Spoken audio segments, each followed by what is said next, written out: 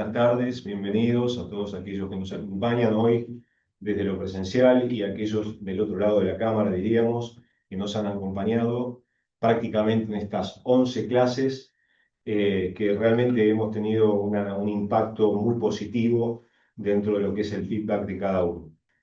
Bueno, y hoy nos acompaña, tenemos también la fortuna de que nos acompañe una persona muy experimentada en términos del tema que va a abordar, que es, lo invito a Mariano Galeto, el Project Manager de Roche, y agradecerle lógicamente nuevamente al Laboratorio Roche que acompaña y que la estrategia no es nada más ni nada menos que acercarnos lo que va a ocurrir de una manera no muy lejana, pero no cercana. ¿Esto qué quiere decir? De que no sea tan traumática, porque esa brecha muchas veces que no recorremos y que de pronto aparecen en nuestras vidas laborales, generan un trauma que es difícil de administrar. Entonces, la idea es que en estos cursos hemos pretendido que el objetivo es nada más ni nada menos que acercarles a cada uno de ustedes esta posibilidad, ¿no? De ver qué es lo que está ocurriendo en todo lo que hace a la digitalización, la transformación digital, a lo que es la inteligencia artificial y todos estos recursos que evidentemente se necesitan para poder desarrollar nuestra práctica diaria, aquellos que nos competen en estos temas. Sin más, nuevamente, muchísimas gracias por habernos acompañado. Muchas gracias, Sebastián, muy amable. Y lo dejamos a Mariano. Gracias por estar con nosotros. Muchas gracias a vos, Víctor. Bueno, muy buenas tardes a todos. Espero que estén teniendo una buena jornada. Muchas gracias al Instituto por la invitación y a aquellos que están conectados remotamente. Y bueno, la idea hoy es hablar en este rato de inteligencia artificial en salud, ¿sí? Aplicada a la salud. Partiendo desde el título, con una frase que es una disrupción fuera de lo común. Nos vamos a parar en esta frase para este recorrido, porque vamos a hablar de la evolución tecnológica y los momentos disruptivos dentro de lo que es la evolución de las tecnologías, ¿no? Antes de empezar, les comento un poco sobre mí.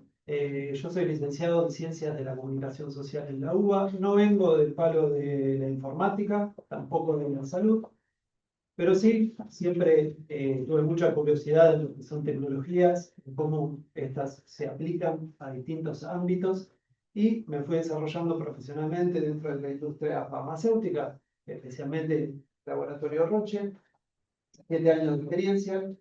Y luego, en estos últimos años, en un posgrado en gestión de proyectos, estoy desarrollando ese rol dentro de la compañía en proyectos que tienen que ver con implementación de transformación digital en el ecosistema de salud, ¿no? Entonces, con una mirada hacia el afuera y en conjunto con otros actores del ecosistema. Entonces, para empezar a hablar de inteligencia artificial, está bueno primero hablar de la tecnología en general y cómo es ese recorrido evolutivo de las distintas tecnologías. Entonces, vamos a pararnos en una teoría que tiene este señor que se llama Peter Diamandis, no sé si alguno lo conoce. Él es el fundador de una que se llama Singularity University, ¿sí? Que en realidad de universidad, tal como la conocemos nosotros, no tienen prácticamente nada, pero sí es una especie de potenciador de ideas disruptivas. Entonces, lo que comenta Diamandis es que el crecimiento de las tecnologías generalmente se da de dos maneras. La más tradicional es el crecimiento lineal, ¿sí? En donde una tecnología crece gradualmente y de alguna manera es predecible pensar o imaginar el futuro de mejoras de esa tecnología. Por ejemplo, si pensamos en un motor a combustión, ¿sí? Una tecnología tradicional, podríamos pensar, bueno, ¿qué mejoras se le puede aplicar a esa tecnología en un futuro? Por ejemplo, un motor basado en combustión que genere o emane menos calor o que tenga más nivel de autonomía, ¿no? Diferentes evoluciones dentro de esa tecnología que son predecibles. Ese es un típico ejemplo de crecimiento lineal de la tecnología. Pero por otro lado también habla de tecnologías de crecimiento exponencial, donde en el gráfico vemos que esa línea no es recta, sino que tiene una parábola y una contraparábola, ¿no? Y se puede dividir en dos fases. La primera, ¿sí?, que tiene a su vez tres momentos o tres atributos muy específicos, es una fase en donde la tecnología irrumpe, pero primero pasa desapercibida para el público en general, ¿no? Entonces, tiene tres momentos. Primero, que nace digitalizada. Después entra en un momento de lo que llamamos decepción, en donde la tecnología no logra evolucionar o permear en aplicaciones para la sociedad, ¿sí?, hasta que llega un momento de disrupción en el crecimiento de esa tecnología. Y a partir de ese momento de disrupción empieza una fase de crecimiento exponencial, también caracterizado por otras tres etapas, ¿no? Entonces, cuando esa tecnología irrumpe y empieza a crecer exponencialmente, se dan tres procesos. El primero es de desmaterialización. Esto refiere a que la tecnología se hace más pequeña, ¿sí? Pensemos, por ejemplo, las computadoras, ¿no?, que hace 60 años ocupaban toda esta habitación y hoy son un celular, ¿no? Eso hace que se desmonetice, porque la tecnología se empieza a abaratar. Y a su vez, eso lleva a una democratización de la tecnología, porque el acceso a ellas es más masivo, ¿no? O sea, se hacen más pequeñas, más baratas y más accesibles. Esas son tres características típicas de un crecimiento exponencial de la tecnología, ¿no? Entonces, nos vamos a centrar en este momento de disrupción, momentos disruptivos dentro de la tecnología de crecimiento exponencial, y también es importante hablar del momento de decepción, porque hay muchos ejemplos de tecnologías que pasan por esa fase de decepción y no logran en ningún momento superarla para llegar al momento de inflexión.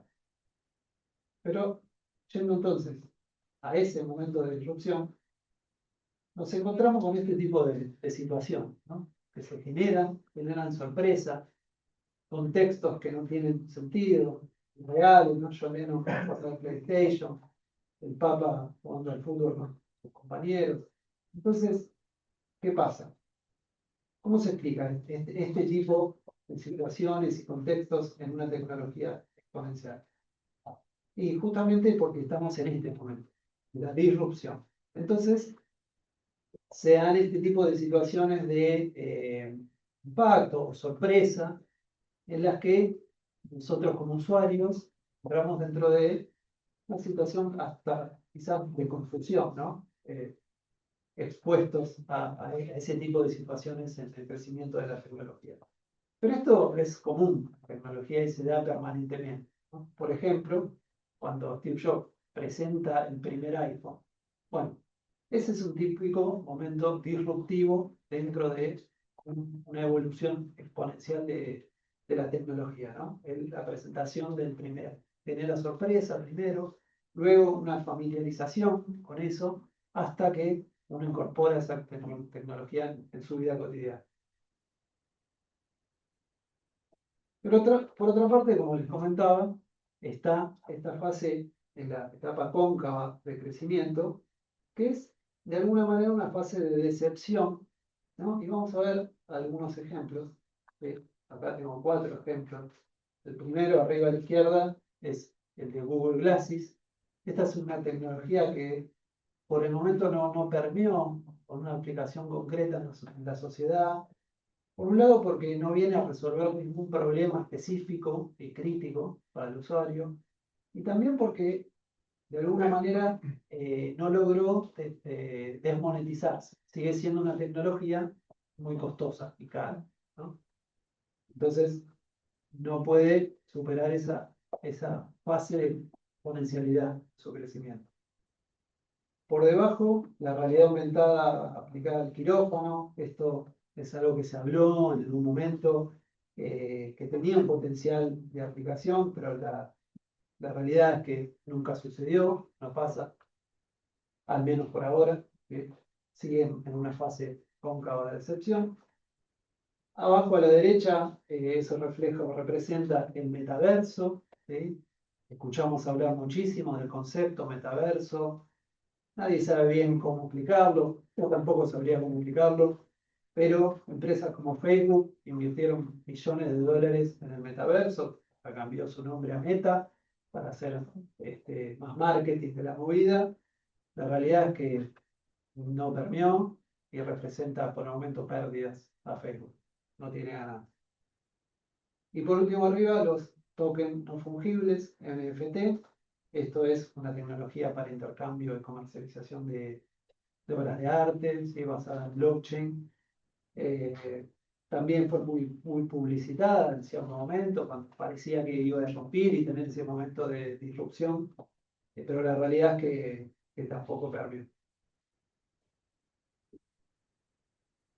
Entonces, volviendo a la tecnología exponencial y el momento disruptivo, nos podemos preguntar, ¿por qué este tema es relevante para el sector salud? Si tienen alguna pregunta, por favor, me dicen, ¿eh? Porque yo voy rápido, pero no hay ningún problema.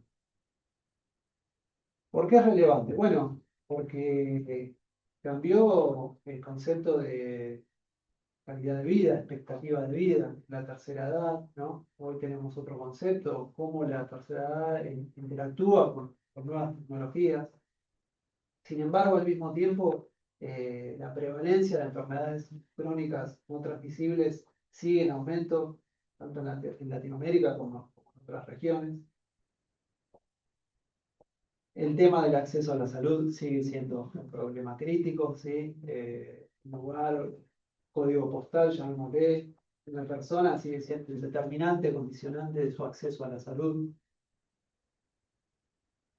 Y también, por otra parte, se generan una cantidad inconmensurable de información y de datos, ¿no? También exponencialmente, ¿no? Ahí dice, el conocimiento médico se duplica cada 73 días, se duplica. Entonces, el médico o el profesional se ve absolutamente abrumado ante esta cantidad inabarcable de generación de nueva información permanente y no tiene el tiempo ni la capacidad de seguirle el ritmo y también con diferentes fuentes de consulta. Entonces, representa realmente un desafío para el sector salud. Sin embargo, creemos que la tecnología apoyada y asociada a los datos y a las capacidades analíticas avanzadas pueden funcionar como un cambio en la forma en que nosotros entendemos el concepto de medicina y mover la aguja para pasar de una medicina reactiva a una medicina predictiva, ¿no? En base a la generación de evidencia a través de los datos, de las capacidades analíticas y obviamente por detrás la tecnología que permite llevar adelante este tipo de prácticas. Entonces, ya hablando de la transformación digital en el sector salud, podemos muy sintéticamente hablar de dos fases en una transformación digital. La primera, que es la fase de digitalización, que básicamente es convertir datos que originalmente tenían un formato analógico a un formato digital. Y la segunda, que es la fase de transformación en sí misma, que tiene que ver con crear ese valor añadido en los procesos y en la toma de decisiones críticas, ¿no? Vamos a empezar enfocando en el proceso, en la fase de digitalización. En esta imagen vemos el primer grupo en los mediados de los 80 en el MIT, el Instituto de Massachusetts, empezó a estudiar lo que es los wearable devices o los dispositivos vestibles y cómo recolectar datos a través de ese tipo de dispositivos, ¿no? La generación de datos. Acá está bueno ver esta imagen porque queda en evidencia que hubo una evolución tecnológica exponencial en cuanto a que este tipo de dispositivos se empequeñecieron, se abarataron y se democratizaron, ¿no? Esta foto y la comparamos con lo que hoy son dispositivos vestibles que monitorean, miden signos de salud de cualquier índole y que realmente se democratizaron, más allá de que tienen un valor que por ahí no todo el abanico de la sociedad puede abordar, pero sí realmente son tecnologías accesibles para el grosso de la sociedad y nos permiten justamente generar y monitorear un montón de signos de salud en distintas prácticas o en distintas situaciones, ¿no? Acá vemos ejemplos para la glucosa, glucemia, y no solo que monitorean y generan datos, sino que, como en este caso, también pueden accionar sobre tratamiento, por ejemplo, de dosificación, ¿no? A través de una bomba de insulina para el tratamiento de ese paciente. Hasta tenemos inodoros inteligentes. Vamos a entrar en detalles en este tema. Y bueno, todo esto genera, como hablábamos antes, un tsunami de volumen de datos. Permanentemente generan datos, datos, datos. Pero ¿qué pasa con esto? Trae aparejado otro problema que es el de los silos. O sea, los datos que se generan en las plataformas no dialogan con otras plataformas y viven solo en el sistema de la plataforma en que fueron concebidos. Esto seguramente todos lo conocen el concepto, lo han escuchado, la interoperabilidad, ¿sí? Es justamente que los sistemas o herramientas estén aptos para integrarse y dialogar entre sí, generando un contexto en los datos, ¿no? Entonces, hoy la mayoría de los escenarios, esos datos están aislados entre sí justamente porque quedan encapsulados dentro de su propia plataforma. Entonces, justamente falta ese contexto que le da un sentido y una utilidad clínica al dato, ¿no? Entonces acá tenemos ese ejemplo que le dice el dispositivo, genial, perdiste 60 kilos. Claro. Sí. ¿Por qué perdió 60 kilos? Le falta el contexto, ¿sí? Y también, en paralelo, se empieza a generar una brecha entre la cantidad de información y la data que se genera y el conocimiento. Esto lo hablábamos antes de que el profesional de la salud no le da el tiempo, no tiene los recursos para seguirle el ritmo a la generación de información y datos. Y ahora vamos a la segunda fase de la transformación digital, que es aprovechar las tecnologías digitales para crear valor añadido en procesos, tomas de decisiones, en flujos de comunicación y otros ejemplos de gestión hospitalaria.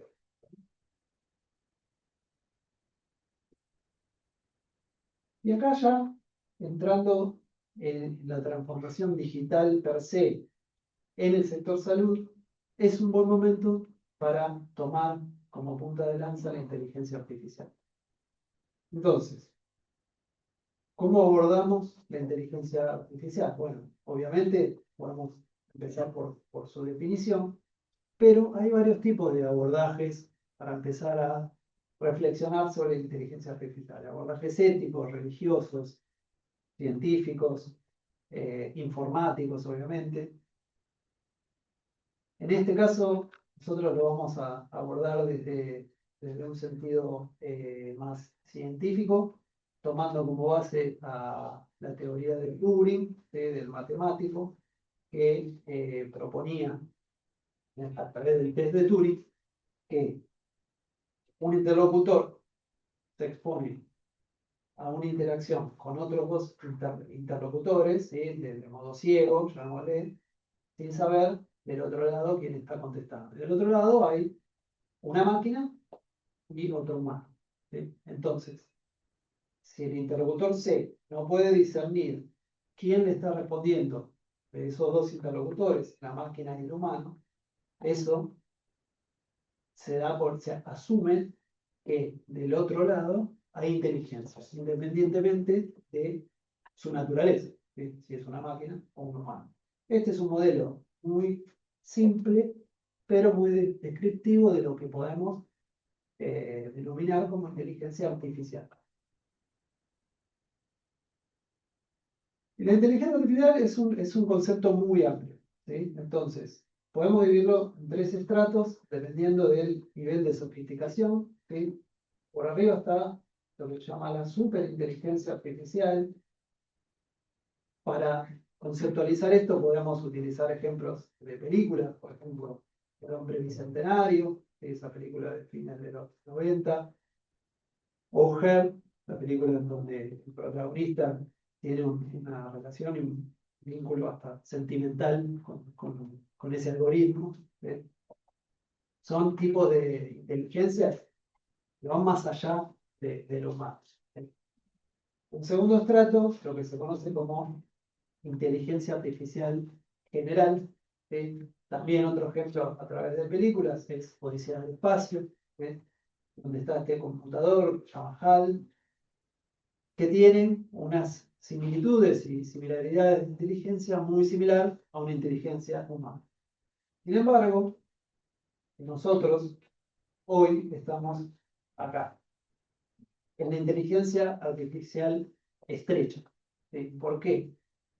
Porque todavía no cruzamos esa barrera desconocida de disrupciones por capacidades técnicas que lleguen a esos otros dos tipos de inteligencia artificial. Por eso, cuando les expliqué esos estratos de inteligencia artificial, usamos películas que para nosotros son ciencia ficción. ¿Sí? No es realidad. Todavía no estamos ahí. Estamos en la inteligencia artificial estrecha. ¿Sí? Y para hablar de ese tipo de inteligencia, podemos usar como ejemplo y como recorrido cronológico, ¿sí? Arriba en blanco y negro, una partida de damas entre una persona y un algoritmo, ¿sí? De los primeros algoritmos. ¿Sí? Por debajo, la partida famosa de los años 90 entre Gary Kasparov y Deep Blue, que era la máquina de IBM. ¿Sí? Hubo dos sets de partidas. En el 96 juegan la partida, gana Kasparov.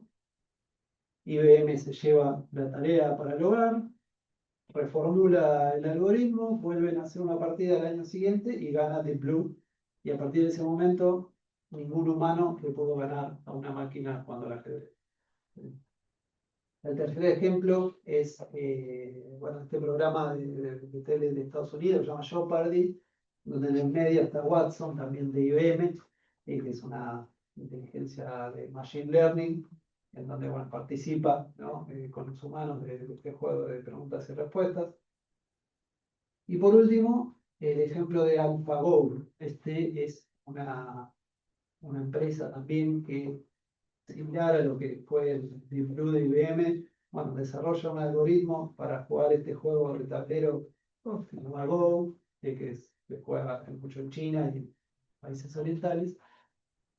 Entonces, acá lo que quiero mostrar es ese desarrollo, ese progreso tecnológico desde la primera situación, AlphaGo, en donde en ese primer algoritmo funcionaba con un esquema que se llama algoritmo de fuerza bruta, en donde lo que hace el algoritmo es sobre un mapa de decisiones, un árbol de decisiones, tomar la mejor decisión. ¿Sí? En el ejemplo de abajo del AlphaGo, sin entrar en detalles de programación, porque yo tampoco lo sé, pero básicamente funciona con dos redes neuronales. ¿Sí? A la primera red se la entrenó con todas las reglas del Go. La segunda red no se la entrenó, juega contra la primera, se autoentrenan entre estas redes neuronales y una vez que eso fue entrenado, se exponen a jugar con el campeón mundial de Go y le gana. O sea, la máquina le gana a Go. Entonces ese proceso, ¿no? De autoentrenamiento es lo que muestra esta evolución de la tecnología del algoritmo. Y la IA actualmente, bueno, tiene muchas aplicaciones, pero mayormente más conocido es dentro de este paraguas, ¿no? El concepto paraguas que es la IA, eh, son los aprendizajes de máquina, machine learning, ¿sí? Que sirven para predecir, clasificar, ¿no? Y es la disciplina más prominente de inteligencia artificial y las demás aplicaciones. Y dentro del machine learning hay una sub área que es el deep learning, en donde se hace un análisis de datos mucho más complejo y se usan modelos de IA que hoy en día son de vanguardia. Entonces, vayamos más al terreno práctico, ¿sí? Yo tengo que definir estos dos objetos o elementos a una computadora, ¿sí? Y tengo que distinguir uno del otro, ¿sí? ¿Cómo lo podría distinguir? Si alguien se anima acá. ¿Cómo le explicarían a una computadora qué es cada uno de estos dos objetos? Sin decir, bueno, por sus características. ¿Alguien?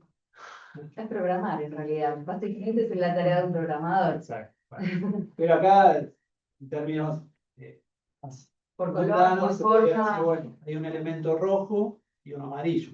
Esto ya está diferenciando los dos objetos. Está bien, pero bueno. Le sumamos otro elemento. Entonces, también se tiene que distinguir de los otros dos. No le podemos decir hay dos elementos rojos y uno amarillo. Entonces hay que buscar otro diferenciador. Sí, el sabor, el tamaño, la forma, el color, ya lo dijimos. Bien. ¿Y ahora? ¿No? Entonces, claro, se empieza a complejizar. ¿Y qué es entonces lo que hace a la IA una tecnología radicalmente distinta? Que bueno, cambia el paradigma de programación, ¿no? Porque se pasa de un paradigma en donde los sistemas son programados a un paradigma en donde la propia tecnología aprende, ¿sí? A partir de los datos. Y en base a esto, bueno, la IA y los algoritmos hoy son omnipresentes en muchísimas de las prácticas de nuestra rutina diaria, seamos conscientes de ello o no, ¿sí? Entonces, por ejemplo, para utilizar el Waze nos procesa el dato del tráfico, cuál es la mejor ruta. Cuando pedimos un Uber y predice en tiempo real la demanda y cuánto va a tardar el Uber en pasar a buscarnos. Conversaciones de traducción, de lenguaje natural. Bueno, lo que ustedes piensen, los algoritmos de Netflix, de Spotify para recomendaciones, todo basado en algoritmos de inteligencia artificial. Y la realidad es que nosotros también, sin darnos cuenta, estuvimos entrenando estos algoritmos, ¿sí? Seguramente todos en algún momento para acceder a alguna plataforma o a algún servicio, completaron un CAPTCHA, ¿sí? En donde tenían que buscar, bueno, cuáles eran los muffins y cuáles los perritos, cuál es el gato o el helado de crema, ¿sí? Así fuimos entrenando durante años algoritmos de inteligencia artificial para distinción y diferenciación, ¿no? Y entonces, ¿qué pasa? Si traspolamos ese tipo de metodología y de tecnología a situaciones de prácticas médicas. Es la misma metodología aplicada a otras imágenes. Entonces, ¿por qué no podemos diferenciar si una lesión cutánea responde a un melanoma o si una imagen de tórax responde a una neumonía? Así como diferenciábamos un muffin de un perrito. Y esto tiene la potencialidad de modificar cómo se toman las decisiones clínicas.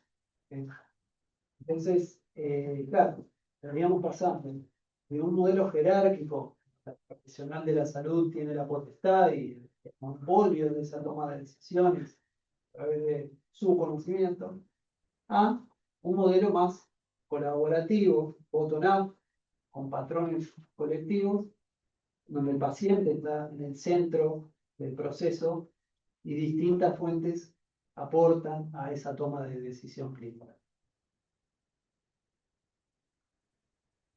Esto ya está sucediendo en salud.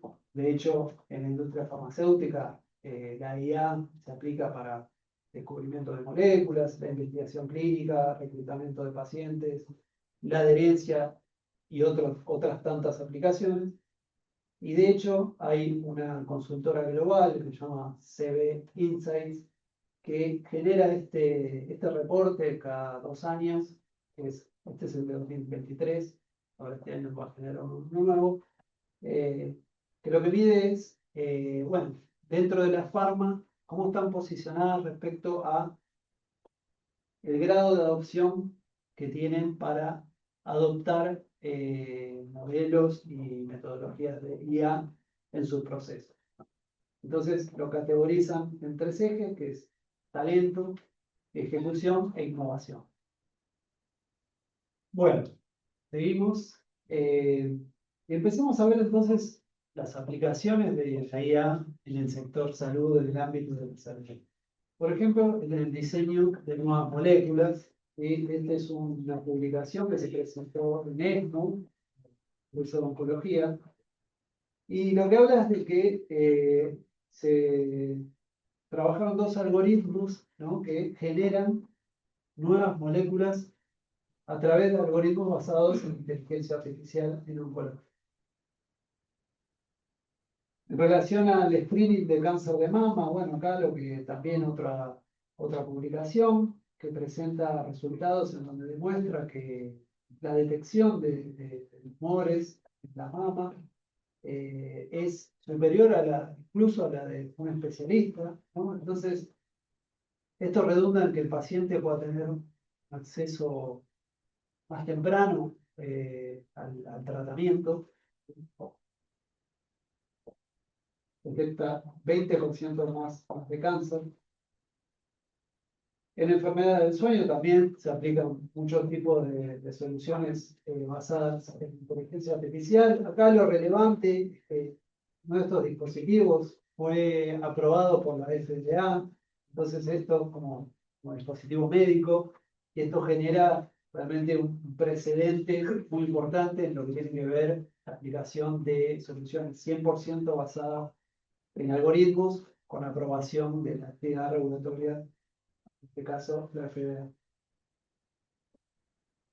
También tenemos IA en cáncer de piel, ¿sí? Acá lo que muestra este estudio es que el diagnóstico de los melanomas es inferior en el caso de expertos y especialistas, pero significativamente superior para un novato. Entonces, esto puede implicar que un paciente que no tiene acceso a un médico especialista en cáncer de piel pueda ser derivado en el momento correcto por parte de un no especialista a un especialista a través de este tipo de tecnología. También en oftalmología, retinopatía diabética, hay muchos casos de aplicación de inteligencia artificial.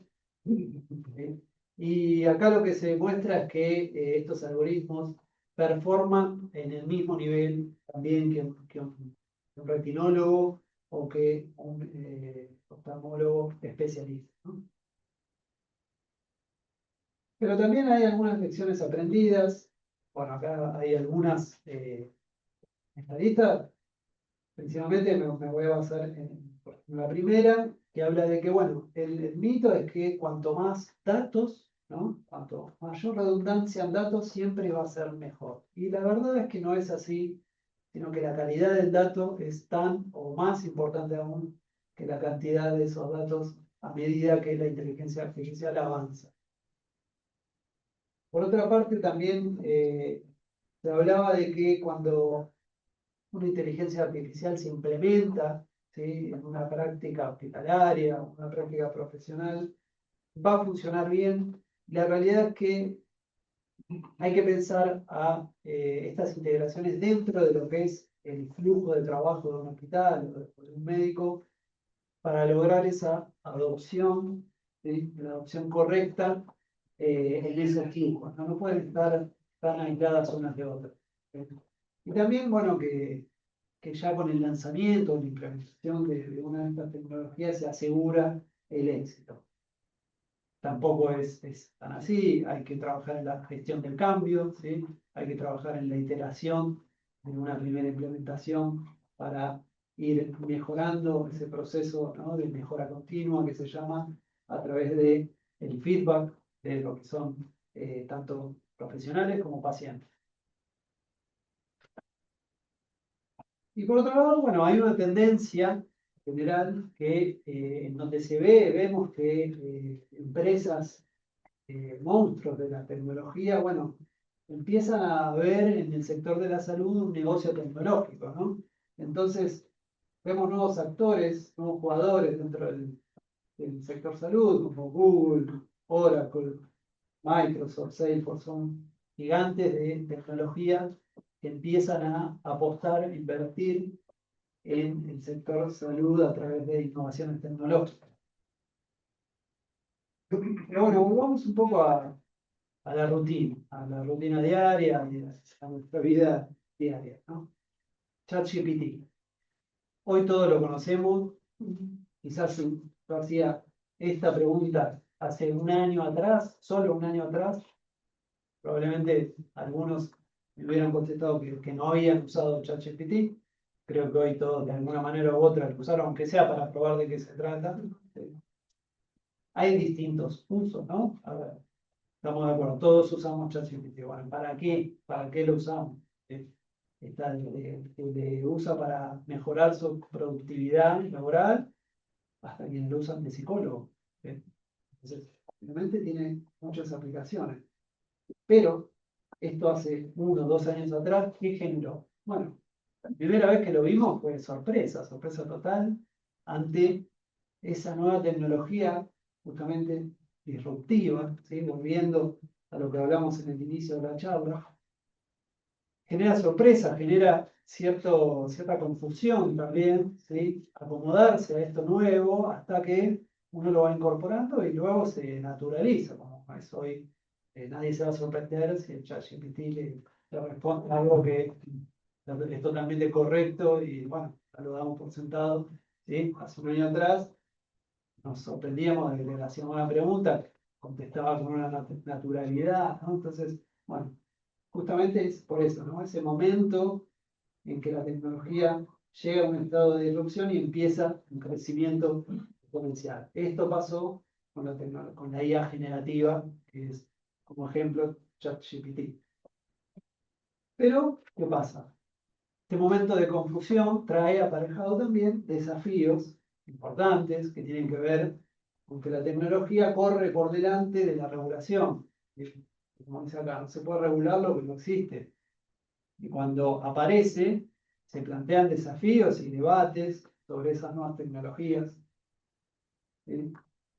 Del uso, la adopción, ¿no? Debates tanto académicos como sociales, ¿sí? Éticos, para la idea, bueno, quién tiene acceso, cómo se manejan los datos, cómo se entrenan los algoritmos, la privacidad del dato, temas éticos, genera mucho debate y desafío, tanto en lo académico como en lo social. Pero esto pasa, ya pasó, ¿sí? Y pasó hace relativamente poco, con Uber, en un momento irrumpió con una tecnología disruptiva, generó confusión, generó resistencia, cambio, generó debates, generó movilizaciones, ¿no? Y esto no solo en la Argentina, sino en el mundo. Y luego de un proceso se naturalizó, se aceptó. Hoy nadie cuestiona el Uber, la metodología de Uber, y es más, los taxistas utilizan Uber con sus taxis ¿no? Para su negocio.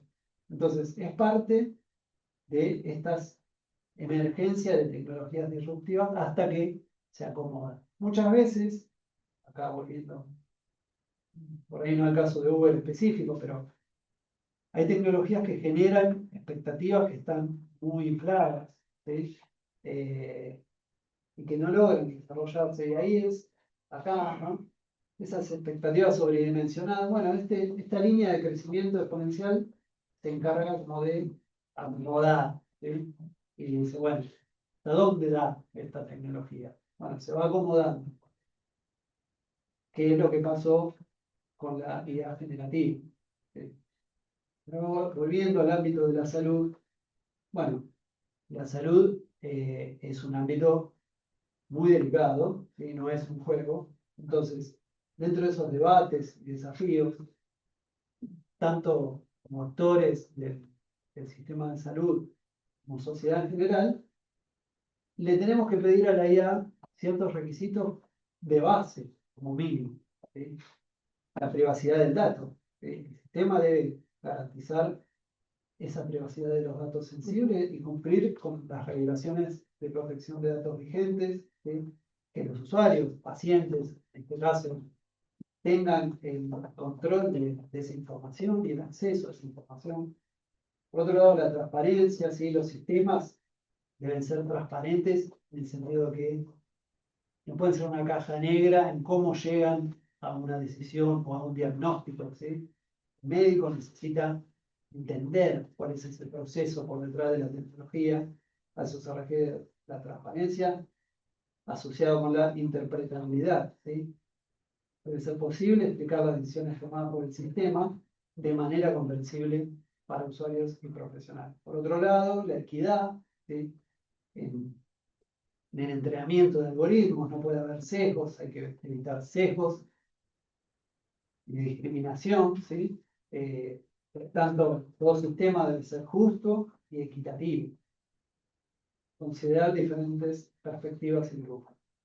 También temas éticos, perdón, y de responsabilidad, ¿sí? Debe ser la tecnología utilizada de manera ética, ya que tiene muchas y fuertes implicaciones sociales y morales, ¿sí? La seguridad cibernética, hoy por hoy estamos cada vez más expuestos en todos los ámbitos, la salud no es una excepción, a ciberataques, ¿sí? Entonces, los sistemas deben estar preparados para resistir esos ataques cibernéticos, implementar las medidas de seguridad necesarias de protección. Por otro lado, la validación y verificación, esto es un tema más informático que se refiere a que un sistema antes de ser implementado tiene que pasar por todas las pruebas rigurosas necesarias para asegurar, ¿sí?, de que ese sistema va a funcionar de manera correcta, confiable y precisa. La robustez hace referencia a que si se presenta una situación inesperada, ¿sí?, o de resultados incorrectos, inseguros, el sistema tiene que ser capaz de manejar ese ruido, ¿sí?, dentro de su estructura de desarrollo. Por otro lado, el control humano, ¿sí? Tiene que haber una capacidad para que los humanos puedan intervenir dentro de ese proceso cerrado de alguna manera que es la tecnología, ¿no? Entonces, ante situaciones ambiguas o críticas, es necesario que pueda haber una ventana de intervención humana, ¿sí? Y por último, el cumplimiento normativo, ¿sí?, asociado también a los primeros puntos, con cumplir con las regulaciones, con las normativas dentro del área de la salud y la privacidad y la seguridad en cuanto a el tratamiento de datos y regulación. Hasta aquí llegó lo que yo tengo preparado.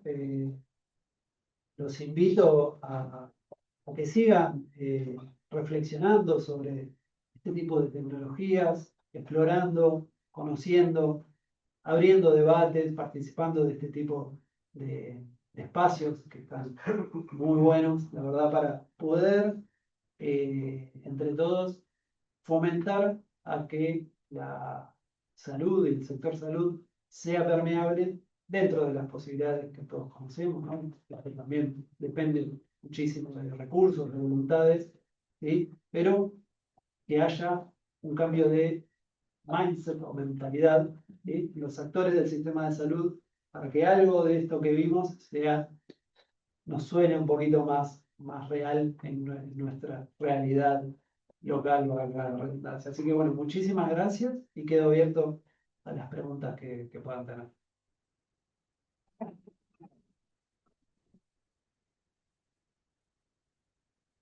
¿Una pregunta?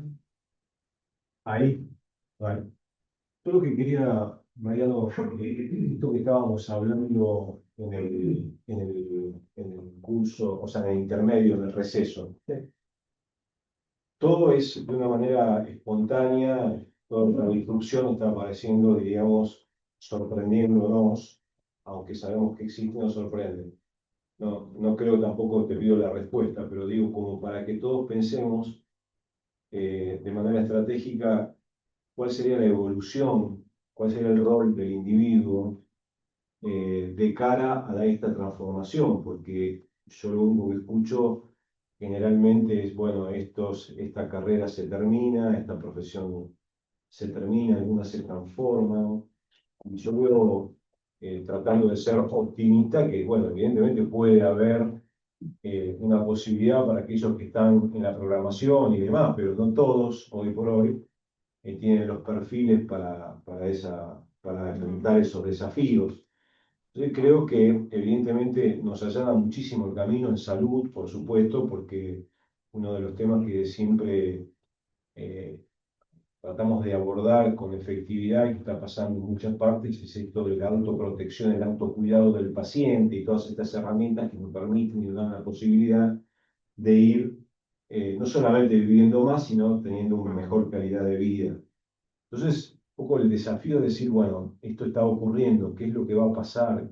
¿Cómo el ser humano en general va a enfrentar, independientemente de su clase social, de su etnia, cómo va a dilucidar todo esto, ¿no? Que no es tan, vos me decías, bueno, hay que trabajar con los algoritmos, pero evidentemente es todo un gran desafío, ¿no? Es un gran desafío. Hay, al igual que en el acceso a la salud, hay brechas en el acceso a la tecnología también. ¿Sí? Entonces, sin duda que es un desafío. Yo lo que hablábamos en el corte es, bueno, hace 20 años quizás la necesidad era saber inglés, Claro. como una cosa básica de poder llegar por ahí a un progreso en lo que sea profesionalmente. Entiendo que hoy la necesidad es saber algo de programación y eso va a ir en aumento, ¿sí? Es como el recurso que todos vamos a necesitar porque se va a masificar, si no es lo que hoy uno piensa, bueno, la programación es chino. Vamos a estar expuestos cada vez más a eso, a entender ese tipo de lenguaje. Sí. ¿Sí?